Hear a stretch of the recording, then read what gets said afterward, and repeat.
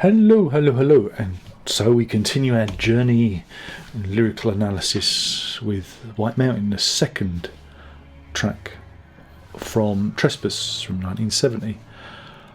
Again, I'm working from a script, so those of you that like me working from scripts will cheer hooray. Second track from Trespass is a bit more easier to interpret, as this is a story song. Yeah, there are many story songs in the Genesis canon, and this is kind of the first one. If we're looking sequentially, if we forget everything else, we just dive in here. And story and myth are important elements throughout the catalogue, and we'll return to those themes in the later songs, such as The Fountain of Salmacis, Return of the Giant Hogweed, etc. And this song and story in this song could have been lifted directly from the works of American author Jack London. And I've just remembered, I've put a prop over there. Bear with me.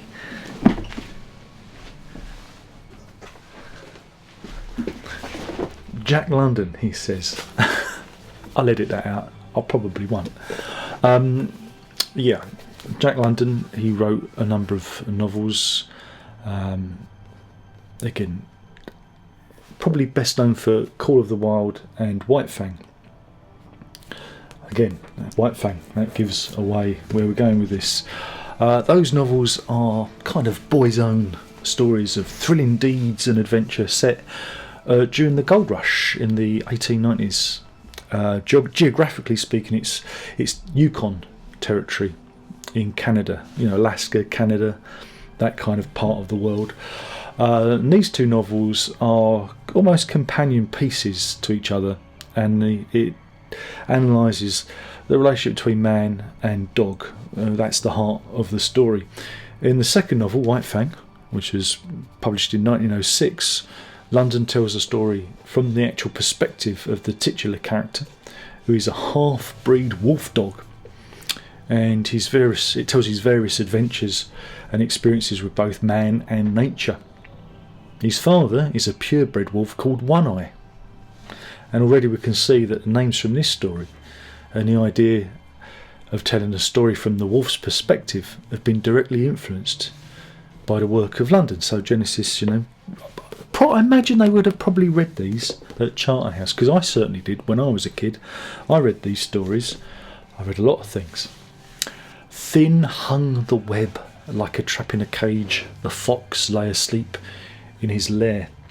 The opening lines represent a quite fatalist image. Even though the web is thin, it is very much a trap and a cage from which the victim cannot escape, and is a portent of what happens to the protagonist in this song. Meanwhile, whilst the web is dangerous to those it is intended for, it is harmless to everyone else, and this is illustrated by the image of the sleeping fox, blissfully unaware of the fatal events unfolding around him that have no consequence to him. Fang's frantic paws told the tale of his sin. Far off, the chase shrieked revenge. We're introduced to the main protagonist of this song, a wolf named Fang, who is scrambling down the mountain, seemingly pursued by those he has wronged. The speed of his escape reveals just how bad his perceived crime is. He's not sauntering away, he's running for his life. Meanwhile, the chase shrieked revenge, and at this moment the listener isn't aware who is chasing him. For the first listen, or for those who aren't paying attention, I would think that maybe Fang is running away from the hunter, which would be the norm in such stories, but this isn't the case, as we're heading into the realm of high myth and anthropomorphism. Outcast, he trespassed where no wolf may tread, the last sacred haunt of the dead. In these lines, it is revealed what our wolf friend has been up to, and sets out that this is no ordinary story of wildlife, but something more amazing, more mythical.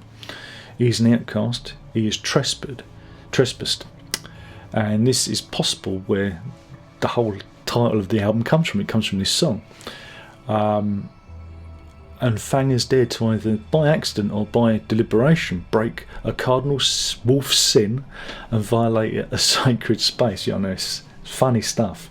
Of course, this is ridiculous, as wolves do not have a social structure or lofty ideas. They don't have a social structure like we have a social structure. They have a hierarchy, the alpha male and beta, and that's where we get those phrases from.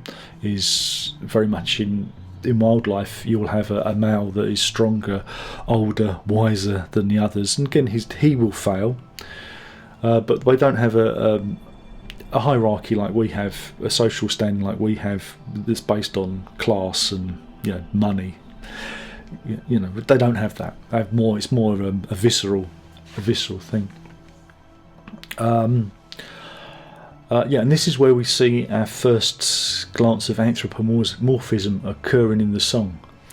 For those who don't know, anthropomorphism is where we attribute human characteristics and behaviour to animals, and it's been a constant in literary fiction, and you can draw it right back to the Paleolithic times.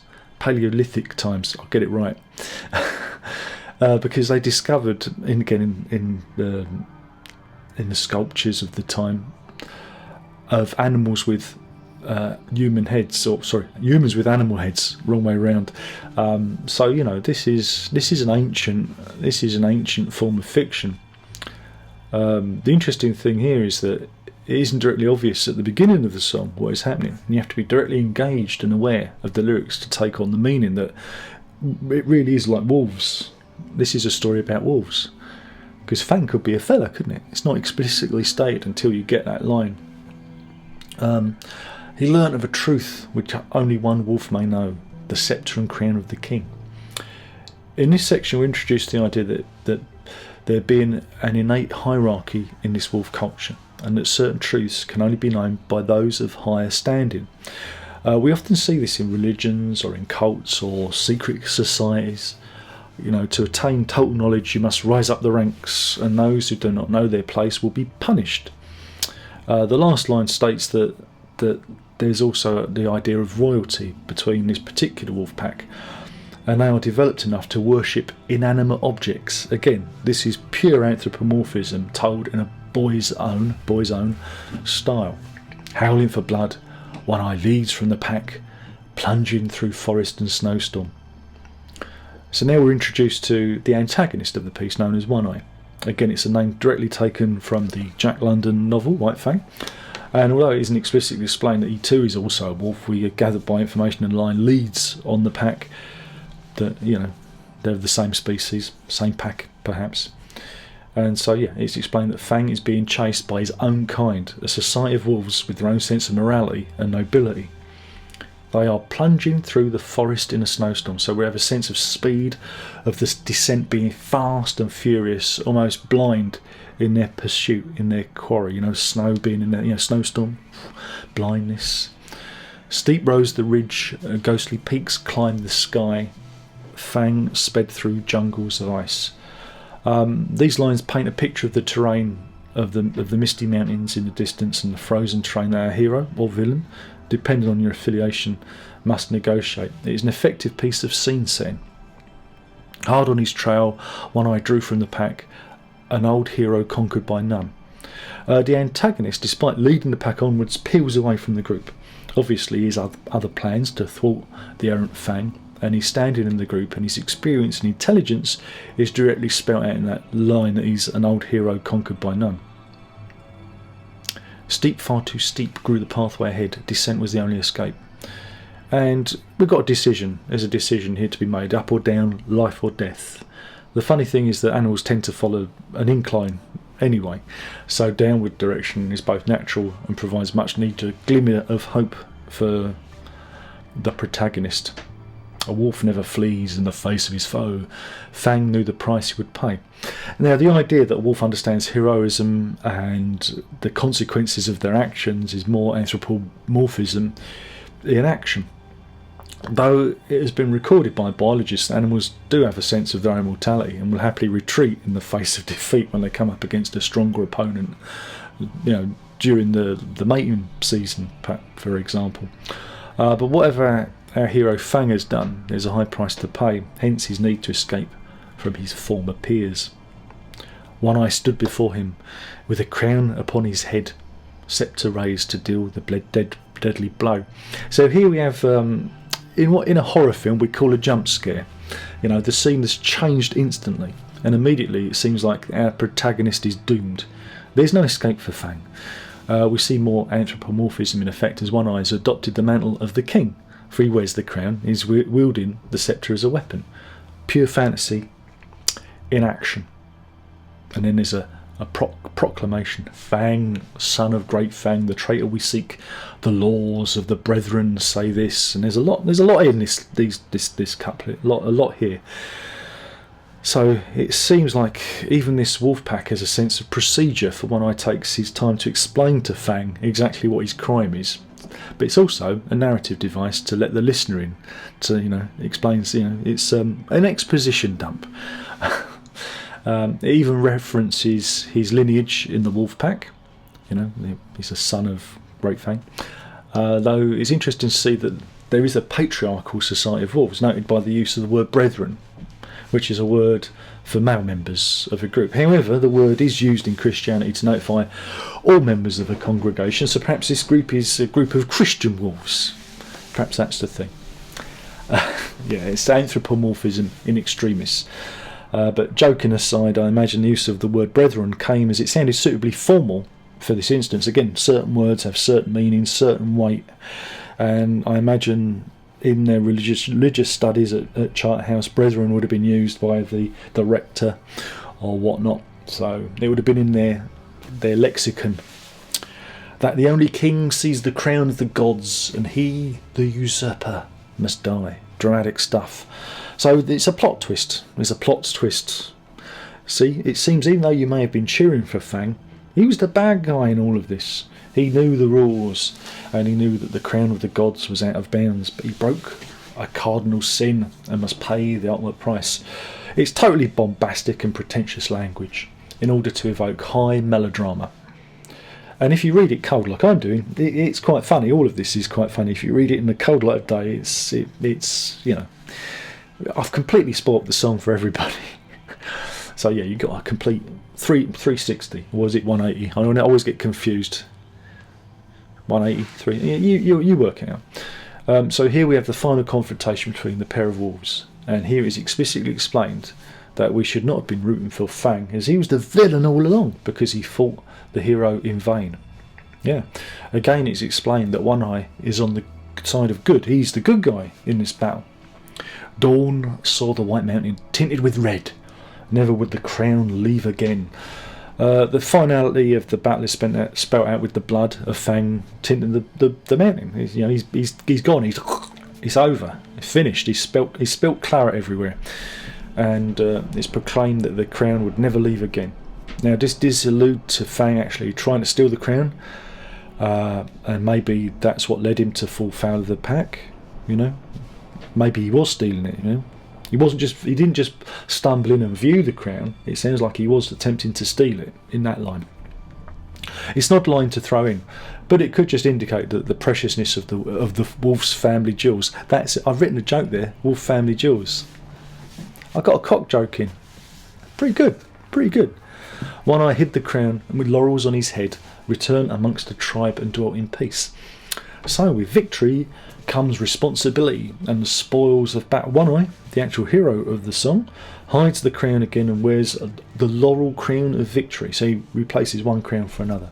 The wreath of laurels, again, it's a thing from antiquity we still use today, and it signifies the importance of the person or that they've been victorious.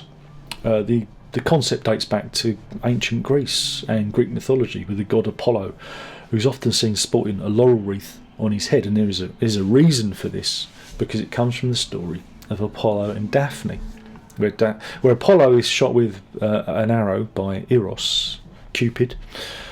He's shot with a golden arrow, and it causes him to fall into hopeless love with the water nymph Daphne.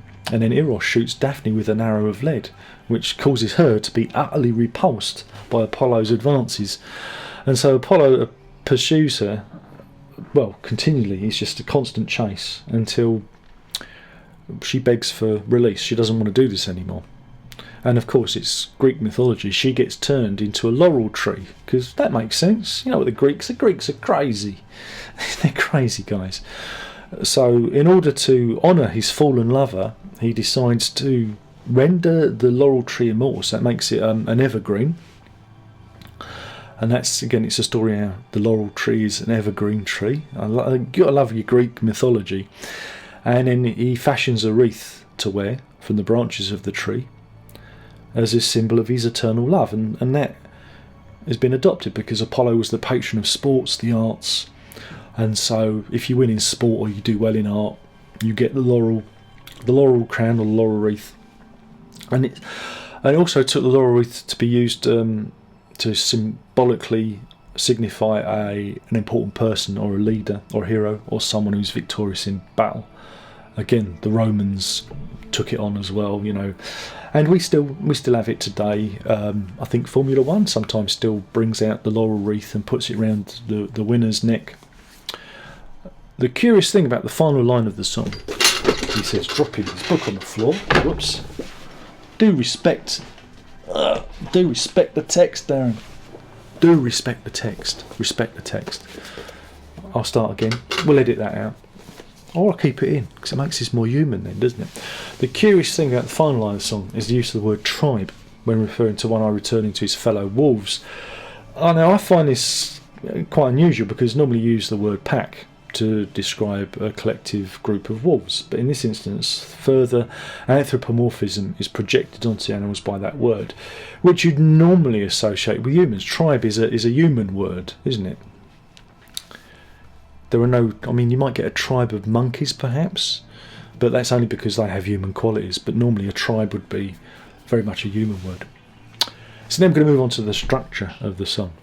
Now, this song does away with the standard verse-chorus structure that you'd normally expect with standard rock songs, because this is it's a story set to music. So it doesn't need to repeat chorus sections for emphasis, you know, like a lot of rock songs do, or pop songs. So we get a flowing narrative to accompany the music. The curious thing, though, is the structure of the lyrics change as the song progresses, and it varies from a 4-line stanza at the beginning to 6, then 7, then back to 6-line stanza, and then I think there's a 4-line one in there as well. It's quite, you know, it's all over the shop. The amount of syllables used per line varies too. The initial 4-line stanza adopts a 10-6, 10-6 number of syllables per line, and that balances out the rhythm and the stresses of the sentences. However, the longer stanzas vary wildly in their use of syllables, and there's a swing between the use of odd and even numbers in the syllables and the line.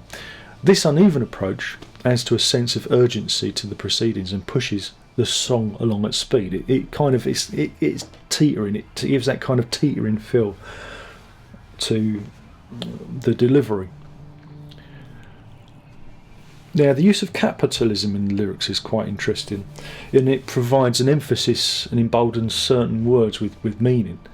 For example, they capitalise the words traitor, brethren and usurper, and that draws the eye to them and stresses their importance and meaning to the story. Normally these words wouldn't be capitalised at all, so it's interesting why this is so. Perhaps the quality of education at Charterhouse isn't that good after all. See, wrote a little joke in there. See, in the script. So yeah, it's interesting that those words are picked out for capitalisation. You know, it could be done for emphasis. It could be, you know, we'll never know. We'll never know. But again, that's what you look for. You go, oh, those words are important words to the writer. You know, that's why they've capitalised them. Themes and imagery, as discussed previously in the analysis for Looking for Someone, this album is very much one that follows the natural world, and in this instance it's about wolves that live on a mountain. This follows the theme of the whole album. There's no urban sprawl, and reasserts that this collection is very much of the outdoors, whether it be the forest, the countryside, or in this case the mountain. They also introduced the idea of nobility in this song, which is something the band often referred to in this kind of early period, whether it be the royal beasts that's featured in the Return of the Giant Hogweed, or kings and queens referred to in Timetable, or the knight and the Queen of Maybe in Dancing of the Moon at Night. There's a constant idea that certain individuals are elevated to importance by bloodline. So the idea of royalty and nobility appears a lot in Genesis lyrics, along with the idea that the protagonist has been singled out for greatness, or maybe is the reluctant defender or saviour of an underclass. That's a theme that we get. Mythology is also created for the song, but it isn't traditional mythology taken from the Romans or Greeks. This is a myth that the writers have created for themselves. The wolves crop up in mythological stories throughout human culture. Again, Romulus and Remus, that's probably the most famous story of wolves, because they were suckled by a Capitoline she-wolf before they went on to found the city of Rome. And then you have legends of the werewolf from Eastern Europe. In some stories, the wolf is associated with loyalty and nobility, which parallels the story here. If this story is indeed set in the Yukon/Alaska region, there is a legend from the native Dena'ina tribe that believed that wolves were once men, and so viewed them as brothers. Again, in those native cultures, the wolf imagery is very, very important. In contemporaneous culture, the debut novel by writer Whitley Strieber, called The Wolfen from 1978, features a fictional subset of wolves that have evolved to have almost like finger-like paw pads and a similar intelligence to humans. And they find themselves at odds with humanity in a story that pits nature versus urban decay. The book was later adapted into a movie in 1981, which starred Albert Finney. I don't think there's any connection between this song and that book, but it illustrates how we often anthropomorphise animals to tell a story about ourselves. In this instance, I think the most important aspect of the story is that there's a real subversion of expectation as the song resolves itself, with Fang seemingly cast as the hero, but there's a switch of focus which shows him as the villain, breaking long-held customs and being brought to justice by one of the heroes of the pack, who through his actions restores peace and equilibrium to his peers. So, right, customs should be upheld. There's a nobility in preserving customs, and those who go against belief should be punished. That appears to be the message of the song. Or it could just be about some wolves who don't get along that well. I don't know. I'll leave it up to you. That's for you to figure out. Again, this is just my interpretation. This is my thoughts on the subject. It's to get you into the idea about thinking about words and lyrics and what songs mean. And hopefully for those people who aren't native English speakers, it's helped them to understand the song a bit better. And that's that. Remember, if you like this video, stick a thumb right up me. Go on, stick it right up. Or subscribe. It doesn't really do anything, but it makes the YouTube algorithm feel better. I don't care if you subscribe or not. What's important is the views. But you know, you have to be a whore to YouTube. So here I am whoring myself out. It doesn't matter because no one's going to watch this, and that's not a problem either. I did this for me and for those few people that might get something from it. Okay, and that's the important thing. Thank you for watching. There's only one more thing left to say, and by now you know what that is, and that is watch out for the next one. Oh, see, I subverted your expectation there. See what I did? I did, like this song, I subverted it. You thought I was going to say ta-ta or prog on, but I didn't. I said keep your eye out for the next one, which will be Visions of Angels. Oh, well, I wonder what that's about. Anyway, thank you for watching. Ta-ta.